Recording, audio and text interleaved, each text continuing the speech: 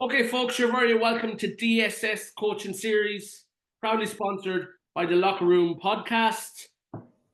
For more information on the DD Sports Science service, you can log on to www.ddsportscience.com. You'll get all the information, all the memberships, and so on. I'm delighted to be joined by another guest tonight, Mr. Liam Swift. I'm going to throw it straight back at him. I know he's looking at me nervously. So who is Liam Swift for those that maybe don't know him? Thanks, Al. Delighted to be on for a start. The million-dollar question: who's Liam Swift? Liam Swift is a goalkeeping fanatic. I'm a goalkeeping coach this past. I think I'm into my 18th year now at this stage, and my life revolves around Gaelic football and goalkeeping coaching. That's me in a nutshell. Very simple, but can be very effective, Liam. Uh-huh. We'll get right down, I suppose, to the very beginning. What is the earliest memories or influence that probably got you into where you are today? Oh God. I would say if you could go back to maybe, and I'm going to give away my age here a wee bit, but if you go back to 1985, Monaghan played Kerry in the All Ireland semi final in Croke Park. And goalkeeper for Monaghan that day was a boy called Paddy Linden. And I was actually at a few training sessions. My next door neighbour at the time was very, very great with Paddy Linden. And he took us to a few sessions of the Monaghan team at that stage. And I was just fascinated with that stage. Now, at that stage, I was one of these kids that was fired into goals. So Paddy Linden would have been my hero when I was growing up as a young goalkeeper and somebody I always looked up to. So that would probably be my earliest one, yeah. And Liam, for those that don't know you, what is your local club? My local club, it's a funny one. I'm actually a member of Omas and Endas here in Tyrone. My wee foster daughter is a member there, so I'm a member there with her also. But because of what I do and what I of the clubs I be with, I be with that many clubs. You know what I mean? It's hard to just nail it down, but obviously, look at my main club in Tyrone at the minute would be with Trillick, so it would. And would it that been where you started playing, or? No. I'm originally from Monaghan. Oh, Monaghan. Okay. I'm originally from Monaghan and was a member of Monaghan Harps for a long time. That's where I would have played a lot of football, and then I spent 14 years in Clontibbert before I moved up to Tyrone here. And during them stage, I suppose, as a child and teenager, I suppose goalkeeping environment back then was completely different. Mm-hmm. Obviously, you would have done a lot with the club, and you would have played with your club back then as a youth and a teenager. Did you ever step on to, say, underage development squads or? Yeah, there was no development squads as such back then. There were sort of different areas around Monaghan, you had north, south, east, and west, and different people were picked out of each region to play each other region as such. But those were the sort of stepping stones onto the county minor squad, which I was involved in 1989, I think it was, with Glenn Murphy was the other goalkeeper who actually went on to play for Monaghan seniors. And matter of fact, not too many would remember this. That was the only minor team that never played in the Ulster Championship due to the exams. Monaghan County Board decided that they wouldn't let our team play in the Ulster Championship that year because of the exams. They want to make a stand on it, and that's my thing to claim is that I was part of that team who never got to play in the Ulster Championship.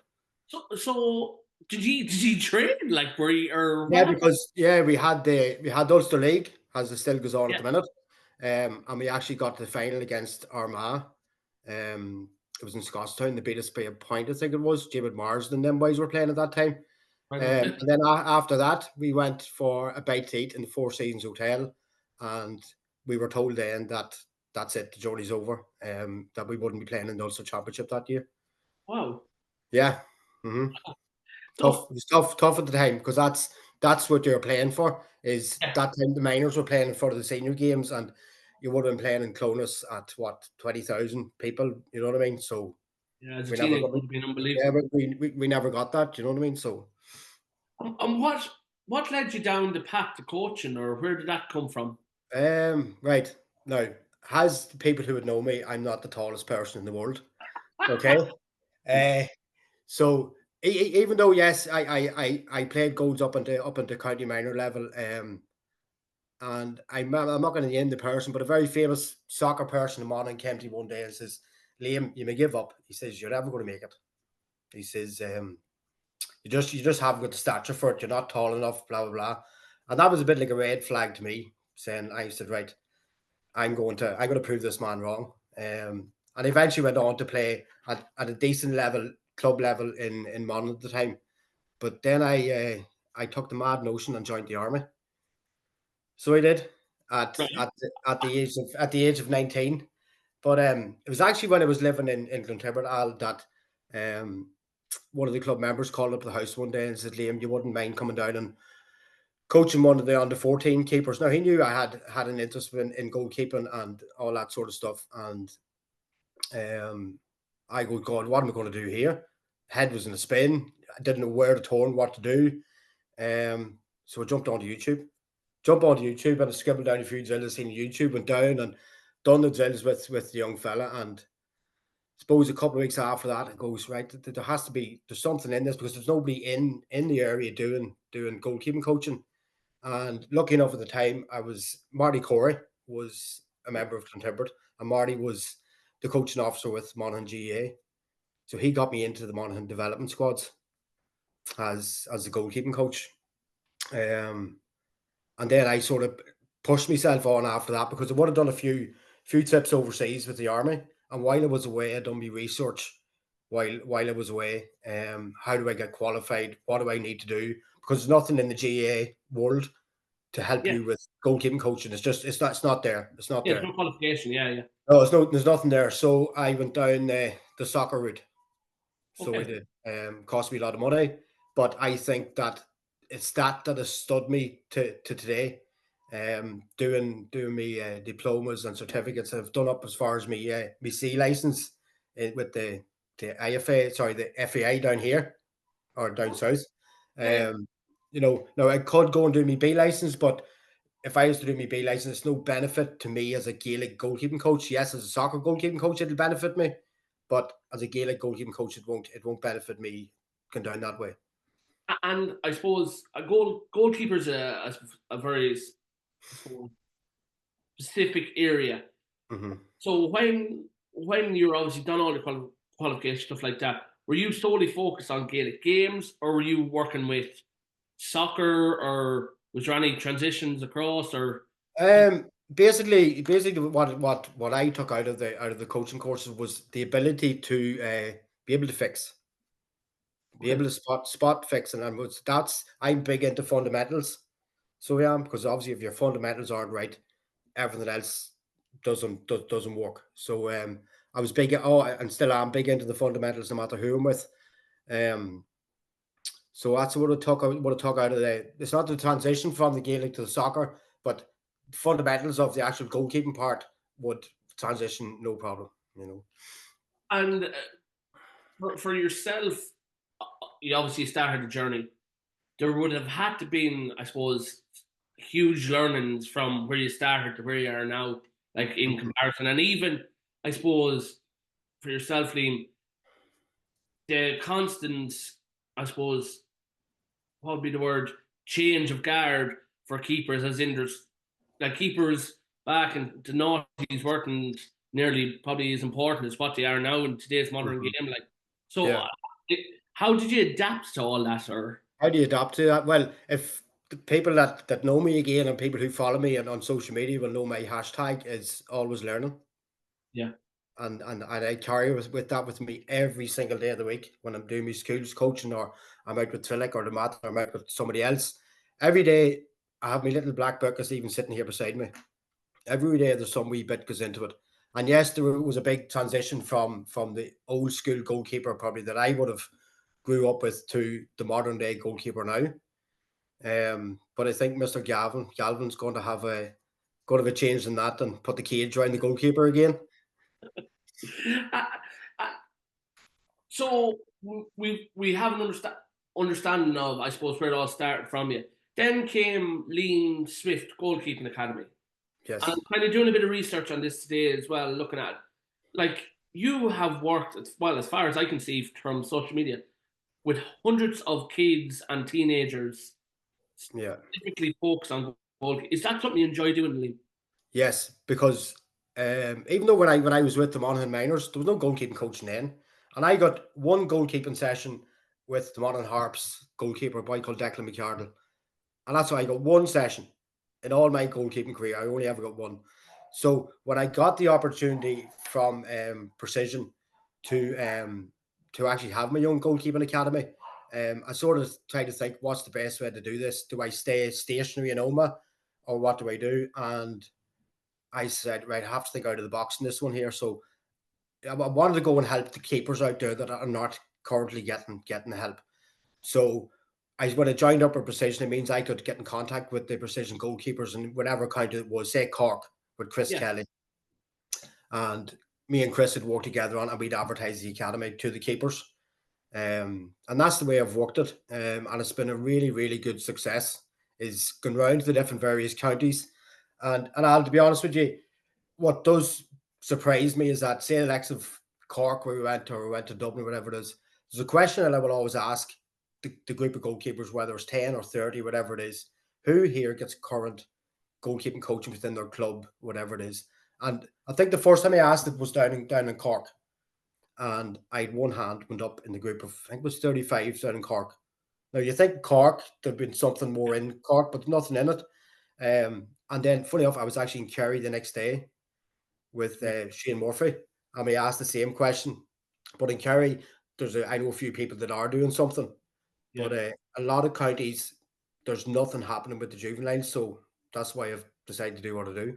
Yeah, and it is neglected. Like, and I wouldn't say that even my own county, like, I would know in terms of, I suppose, the coaches that are involved with the full squad, their idea of a goalkeeping session, and I suppose you might give me a bit more detail on this as well. Like, their idea in the goalkeeping session is put a goalie between two sticks and we'll drive the football at them for an hour.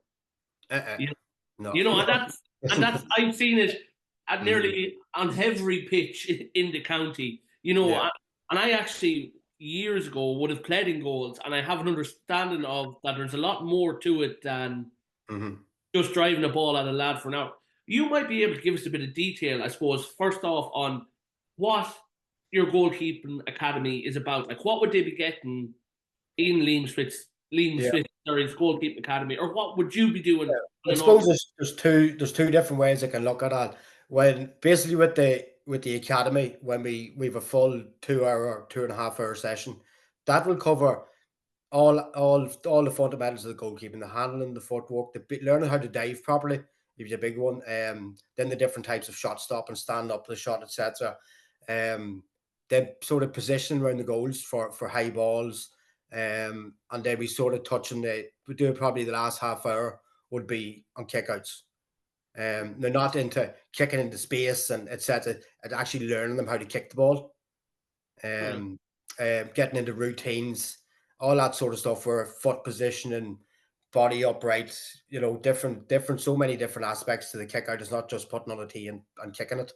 And each keeper has a different technique, so you have to adapt to all that too. But then if you reverted to, say, club coaching or whatever it is, Yeah. even say my first session with the Cavan goalkeepers last year, I went up with a blank canvas. I hadn't a clue who I was dealing with.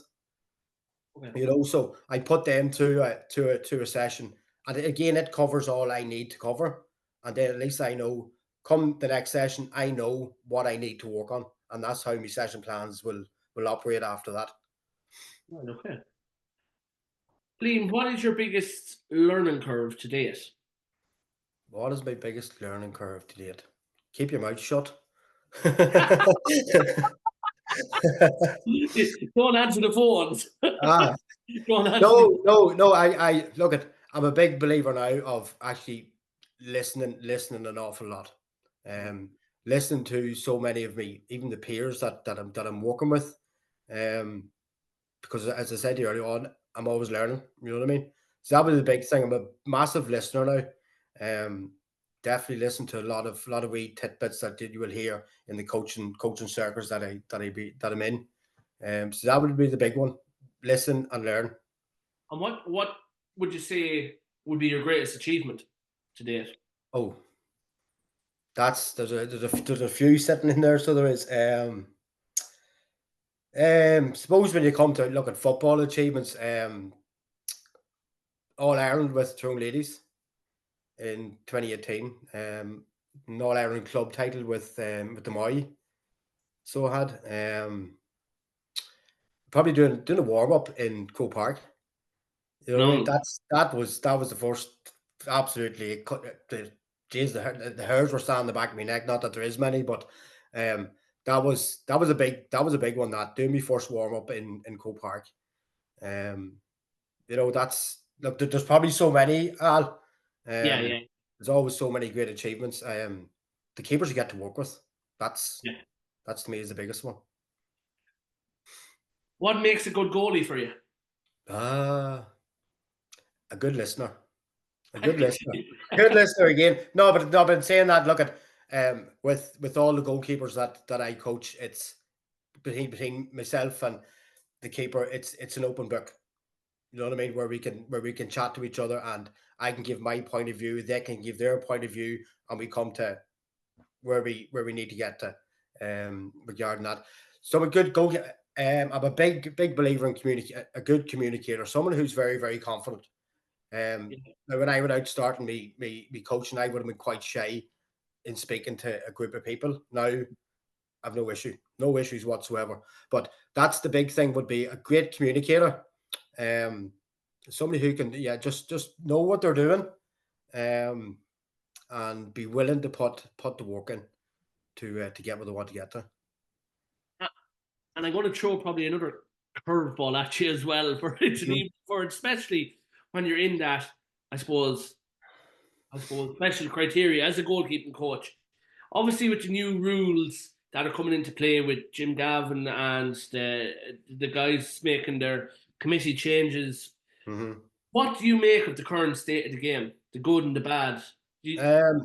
I'm probably still stuck in the old school department. Right, okay. Yes, look at these top keepers who are coming out and playing the ball, like Rory and Niall and these boys. Fair play to them, you know what I mean? They have the skills, by all means, if you have the skills, do it. But a lot of goalkeepers do not have them skills, that skill set. So if you have it, use it. If you don't, just stay where you're comfortable with it. You know what I mean? Yeah, you can see some keepers that do it that just aren't that comfortable when they're going out the field with the ball. But I think you just need to be very comfortable with your footballing skills to do what them guys are doing at the minute. Yeah. What one rule change would you make if you were over the GAA and you're sitting on that board at the moment for, I suppose, specifically probably looking at goalkeepers? Yeah, I think Jim Galvin's going to make it for me. So he's going to. I listened to Niall Morgan doing a podcast there a couple of weeks ago, and he says Jim Galvin's going to put a cage around him. Which is going to restrict. It's come back to old school goalkeeping again, where you're shot stopping and you're doing your kickouts. So I'd say that's where it's going to go. And I know. Look, people will say that they love to see the keeper coming out, but the risk and reward of it, I don't know. Yeah. I don't know. So that's only my opinion. I don't want anyone to shoot me down. That's just my personal opinion on it. Yeah, you wouldn't be one of them keepers that be found on the opposite 65, no? Definitely not. If I got as far as the 45, I'd want someone to have a bungee on me. That's probably back in again. What is your approach on game days, so on the sideline and even around the dressing room? How does it go for you? I actually love game days. Love it. And just for people that don't know, you're working at a high level intercounty. Yeah. And look at it. It's my game prep is, no matter, still do the same thing as you will with Trillick, as you will with Cavan. But we'll give you just even the Cavan example, just for talk's sake. Obviously team meetings, etc. But I will try and get the keepers out before the outfield players even put their togs on. You know what I mean? Yeah. Try and get them out. Now, lucky enough when we're in Breffni, I can go out onto the main pitch in Breffni and do it. I'm feeling that if we're in away games, I just have to go somewhere where we're allowed to go. Yeah, yeah. So we just get them warmed up, getting them tuned in, and then obviously when we come back out onto the pitch again, I have a very limited time span. I might get 15, 20 minutes. So just get them going again, get another batch of kicking done. And then normally probably about 5, 6 minutes before throwing, I'm out of there. I'm out of there. To let them just get their head round their game. And then if there's a shooting still going on with the thing, I would let the number 2 go in and do that, and let the number 1 keeper step out and just get his head ready for the game. After that, I'm up and behind the goals like a wee goalkeeping freak that I am. Sometimes I'm mic'd up, and if I'm not, I'll have my wee notebook with me.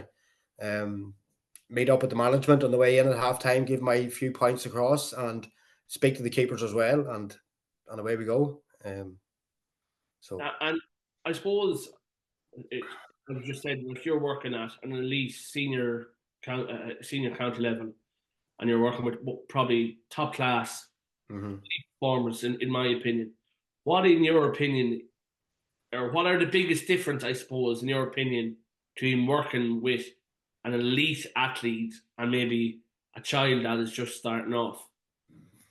You're throwing the cuts like a big curveball at me with that one. But probably with the young ones is probably getting a bit more coordination into them.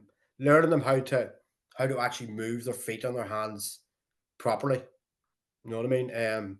Getting all that in, getting their confidence up is a big thing. A big thing I find that a lot of kids nowadays aren't confident when they're speaking to you. They look down at the ground and they're not raising their voice at such etc. You know what I mean? So get that into them. Then when you go to the elite, it's keeping the elite person topped up. Yeah. Keeping them at the top of their game. You know what I mean? If there is a wee dip in a performance, that we sit down and we analyze it, where it went wrong, and we work on it and we get them back up to where they are. Do you feel, Liam, and I actually noticed as well, I have three young lads at home. Do you feel within kids nowadays that their fundamental movements at a certain age aren't where they should be? Correct. I'm involved in schools coaching at the minute. I'm at it this past year, and I found that like a lot of it, even the physical literacy and stuff that we do with them, it's very hard to I'm not saying it's hard, but to keep get the movement of feet properly, even Okay. learning how to bounce the ball properly, looking at it, just different basic movements. I've found, especially this year, and I've actually been into the deep end of it. I found it's challenging, very challenging. So. And have you ever stepped outside the bubble of the goalkeeper? Have you done, would you work within clubs as a coach, like in general, or? No, no, no, no, And would you ever have a grow to do it? no, No, really. no. It's just, I'll to be honest with you, my passion is where it is. Yes, I do enjoy the tactical end of the game, but it's the goalkeeping tactical end of it that I like at the minute. Okay. Am I one that's going to go into the dressing room and start ranting and raving and stuff? No, that's not Explain me. that to me when you say the goalkeeping tactical end. What do you mean in terms of? I suppose in kickouts and different say kickout routines and coming up with new ones and different ways of actually executing the kicks without say signals going on, or different phases of play or something like that. You know what I mean? Just thinking outside the box a wee bit on that end of things. And I know, and this is going to probably sound a bit mad, but it'd be good to kind of get your word on this. Like, I would have seen goalkeeping coaches now very seldom over my course that would be involved with clubs. I I feel that they're probably not get as much value from a management group as they should, in terms of be more involved within the game, especially Yes. on kickouts and so on. Yeah, yeah, it does happen. It does happen. I'm sort of lucky enough that even with the Cavan setup and St. Leitrim previous to that, I would always have an involvement into it. Yes, there is some club environments I go into, and you're not even consulted about a kick out. You could land at game day, and next thing we're doing this kick out, and you're going, what? This sort of thing. But no, I'm lucky enough in a lot of the environments that I go to that I am involved in that end of things. Is there much of a difference, Liam, for you? I know we thought you just said with you were with Tyrone Ladies 2018 All Mhm. Ireland. Now you're with Cavan Senior Men. Is there much difference, or do you feel is there much of a transition between the GA and LGFA? On the goalkeeping front, no, and I've been lucky enough that I spent 2 years with Dublin Ladies, so I did, and I spent 3 years with Monaghan Ladies, so I did. So I've worked with some great ladies goalkeepers. And the thing about ladies goalkeepers, they'll jump through hoops for you. Yeah. There's no anything you ask a ladies goalkeeper to do, it's bang and it's done. Where a fella might question you a wee bit, but the ladies goalkeeper will go and actually do it, and the work rate is through the roof, through the roof. I always loved working with the ladies goalkeepers. Loved it. What is your biggest strength? My biggest strength, probably my enthusiasm. Um, You to bubbly the person, bubbly Yeah, character. that's it. Yeah, well, I like to think so. I'm quite confident. Okay. In my ability to do my job. Right. Okay. Um, and I'm not daunted by any task that our manager might give me. I always find it's a good challenge to do, and again, it's another learning. So, What advice, I suppose you now that have huge experience, what advice do you have any, I suppose, aspiring goalkeeping coaches coming up, mhm. starting off in their journey? Have you any advice for them or what? Yeah, I'd be contacted quite regularly from goalkeeping coaches Yeah. who are actually looking to get into the game. Um, my thing would be probably go and do some sort of a soccer qualification. Even if it's just the fundamental part of the soccer one, just to get the basics of the spot fixing, get that into you first, and then if you can, and probably not the easy thing to do, is go and shadow a goalkeeping coach. Whether it's a county level, if you're allowed in to do that, or someone that is at a high club level, maybe you can come in under that. Hopefully, is qualified, so we'll teach you the right way, and then you'll find your coaching journey will go on its own. When it comes to the likes of session plans and stuff, yes, YouTube is great, and all these other things are great, but as I said, when I'm going up to a session, I have a blank canvas until I go to my second session. Okay.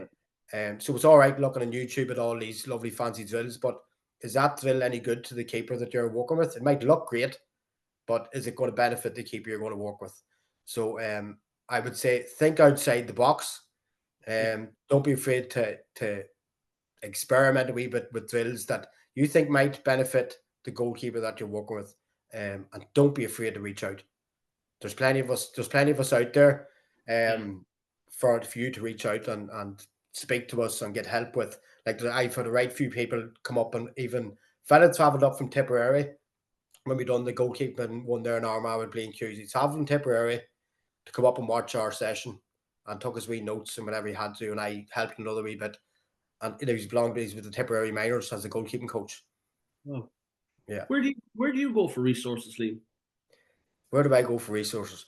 Or Um, well, I suppose that's giving away your secrets. Where would you have any what the word be? Would you have any um websites, or would you have anything that people could possibly look into goalkeeping coaching ideas that you Um, think would be beneficial? there's one that I do look at. It's Football DNA. It's called. Yeah. It's a paid subscription into it. Um, I would look at it now and again just to get wee ideas of something, and then I'll put a twist on it. Okay. Or look at you might see something that could go right that might suit X, Y, and Z. To fix certain problems. But I'm on the phone. I'm on the laptop, always having a wee look. There's actually a couple of few boys on LinkedIn that I follow, and they put their videos up on LinkedIn. strange place to put them. But that's LinkedIn. yes, they put their goalkeeping coaching videos up on LinkedIn. Obviously they're Italian or whatever they are, but I find some of them very, very good. So it's just sort of trying to think it outside. I think outside the box, as said before, but it's always keeping it good for the goalkeepers that you're working with. Yeah. You know, you can't just keep repeating the same stuff. Yes, repeat certain bits of it, but put a twist on it the next time you do it, just to revamp it up a wee bit. And we're almost home and home, but one thing I'm going to ask, because I know there'll be parents that listen on to this of goalkeepers, and there'll be coaches listening on, and you as a goalkeeping coach, give me maybe 2 glove recommendations. Christmas is around the corner. 2 glove recommendations. The one Maybe I for a use, starter goalie, and yeah, well, you could probably, the starter goalie would be the one, say, Niall Morgan and Blaine Hughes wear at the minute. The Precision, God, I can't think of the name of it. It's the white and the pink on the backhand of it. Yeah. It's a very light glove, and it is very good. And I'm obviously I'm pushing Precision here because I'm sponsored by Yeah. by Precision. There's another one out at the minute, and it's actually only out, is the Precision hybrid glove would be a big one. Okay. And where are we going to see Liam Swift in 5 years? Or where would you like to see him in 5 years? In 5 years' time, well, I'm going to be 55 in 5 years' time. So I hope to be as fit and as healthy as I am now. I've gone high rocks mad this weather, so hopefully that keeps me ticking over. But I would like to still be coaching at some level. I would still like to think that by the time I'm 55, that I'd still be an inter-county goalkeeping coach, regardless of where or what county it takes me to. If it's ladies football or men's football, doesn't matter to me. I'd like to still stay at the high level until I was at least 55. Would you like to see a GAA qualification introduced, Liam? Definitely. It's a trick that the GAA are missing on. Now I know the LGFA do bits and pieces, but nobody's actually pushed it across the line. Nobody's actually grabbed it. I don't think Shane Corrin might have maybe tried to do something at some stage, but nobody's lifted it and said, right, this is our blueprint. This is what we're going to do. You cannot be an inter-county goalkeeping coach, or you can't do this unless you have this qualification. Yes, you're probably okay to do it at club level, but you probably need, I'd love to see a GA qualification to be an inter-county goalkeeping coach, whether it's a development squad level or senior level. It's just that it's the thing that I would love to see. And what modules would you look for in it? I'd be interested. The way I would look at it would be probably the way the soccer ones do it, is that they will learn you how to coach first of all. Yeah. Or they'll actually send you on a goalkeeping coaching course. Right. Okay. You know what I mean? So first of all, you need to know how to coach, and then your goalkeeping would come in after that. So it would. So obviously it'd be practical sessions, theory sessions, all involved in that. And then go away and spending X amount of hours with a club to get your hours up, and then go and get assessed. Was the other thing. Liam, I'm going to leave it there. I really, really enjoyed the conversation tonight with you. And I wish you every success going forward for 24-25 season. I am right saying this. You do have a website, and please don't quote, or hope I get this right. GAAGKcoach.com. That's it. Yes. And don't forget, you can follow you on. I actually follow myself on Twitter. You put up a lot of really good stuff, and even just in terms of your academies that be running, maybe workshops throughout the winter. And to be honest with you, this time of the year, we will probably see you knocking around the country, because it is something that I do quite a lot. I'm actually going over to London now on the 13th of October. Yes, I've seen that. Yeah. One over in London, so I'm really, really looking forward to it. I look at once October, November comes, the phone starts bouncing again. I done one for the GAA there as well this year, so I did. It's something that I do quite a lot of, is going around clubs doing coach to coaches. So look, if anyone's interested in that, look, at just you can get in touch. The thing about putting stuff up on Twitter, Al, before you go, I find Twitter is gone. It's no good. It's no good anymore. Yeah. I find it no good anymore. So a lot of my stuff would be Instagram, Facebook, and of course the old TikTok as well would be my other channel. You know. Oh, really? You're on? You'll be going on TikTok, Oh, Facebook. I'll be going on TikTok. I don't be going live on it and doing all that bad stuff, but I'll be putting a few highlights up, say of various goalkeeper academies that we do and things like that. Unbelievable. Okay, I didn't know that because I would have actually followed you on, your Twitter, Yeah, I'm actually following you on TikTok, so there you are. We'll go live on it yet. You'll see. You'll see. Liam, just before I finish up, I just want to say from all here at Daily Sports Science, thanking you very much. Don't forget, guys, you can log on to www.dailysportscience.com for any further information in regards to membership and so on. Other than that, Liam, it's been an absolute pleasure. Great conversation. Really good guy, and we will hope to touch base very soon, Liam. Good stuff, Al. Just one wee thing before you're on there. Just a shout out to Daily Sports Science. What a great resource it is. All the members from the WhatsApp groups and the website. I find it very beneficial. So I do. So Unbelievable. Kieran and the guys, well done. Yeah. All right, Liam, appreciate that, sir.